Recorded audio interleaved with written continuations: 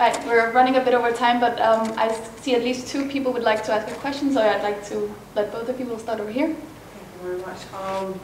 It seems to be an advice to Europe, and it's also to Estonia, that we should be doing more export of services. And we all know it's a long-studied issue that services do not export very well. And thinking of all the high unemployment in Europe, we should be doing it very well because there are people, services usually don't take too much investment, so why aren't we doing it? My question to the panel is, first of all, perhaps to Rainer, maybe Jeffrey can comment, what exactly are the exportable services?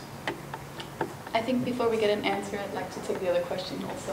Okay, I'm just wondering that you're talking about this ideological change, and I guess I belong to the generation who got the first generation who got the orthodox economic education from Estonia, and I guess Kalev is the same. Now I hear people here saying suddenly, oh, I totally believe in industrial policies. I like these heterodox approaches or something like that. Is it just a kind of passion we're talking here, that in 90 we were in one passion and now we're in another, and it's a kind of circles, and I do understand Karsten talk, but it's very difficult to understand you too, because I'm not trained to think in the manners you explain, and it's not transposed to me at all. Sorry.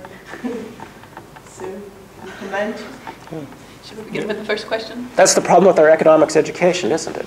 We don't know about the alternatives. We haven't examined them both, compared them. Or maybe you didn't know the alternatives.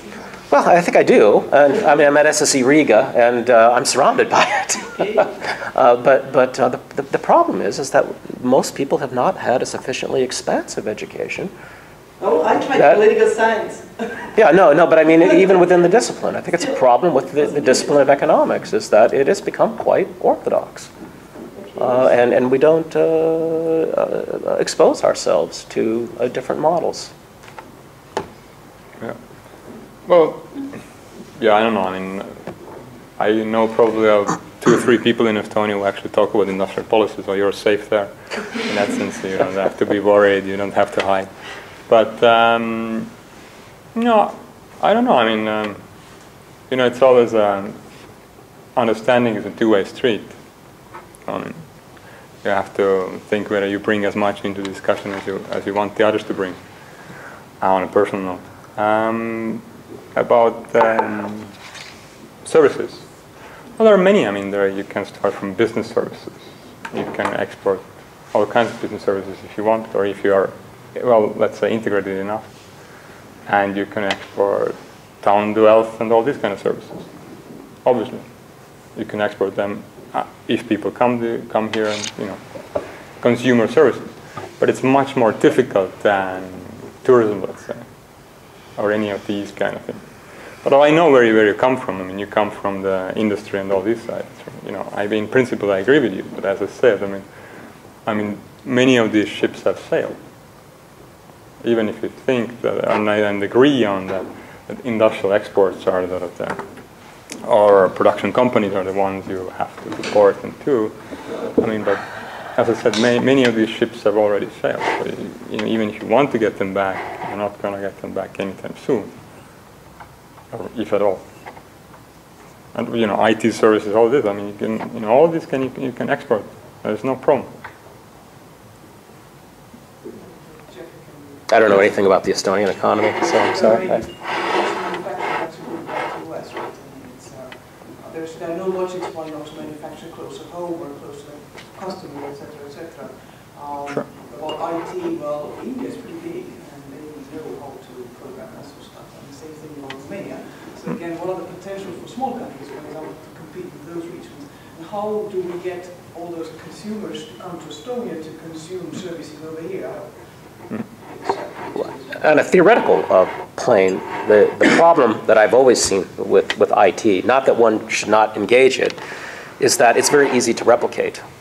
I mean, of course, you have to build up the human infrastructure and all of the rest, but it's not very capital intensive. And that means that it's easy to copy, and that means that you're not going to hold on, most likely, to an advantage.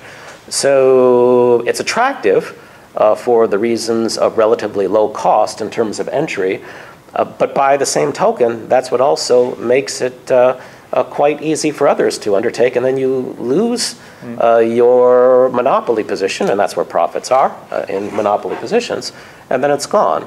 The real money, and aside from speculation, that's where, of course, the real money is, and that's where the real problem is right now as well in the global economy. But the things that are really hard to do and that require large amounts of fixed capital and that are very risky, those are the things that actually provide the big rewards as well.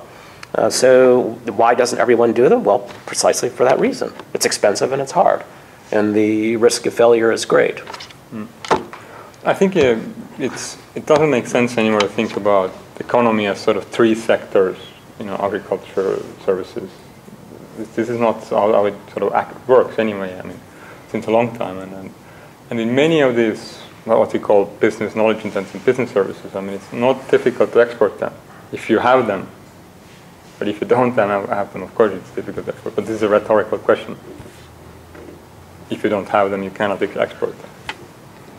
Professor Staehr, do you have any remarks on services or on fashions? I do have a personal point about, I support your point, but this is because I live next to the harbor, and I don't think we need more tourists.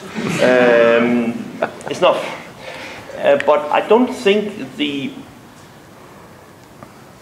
sort of for the show effect, of course, the differences are sort of drawn a little bit more clearly, at least from my side, because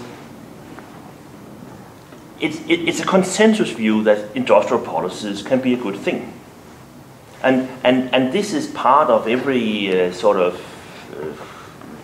If you look at the EU and look at the sort of spending components there. Basically 90% of the EU budget is used on industrial policies.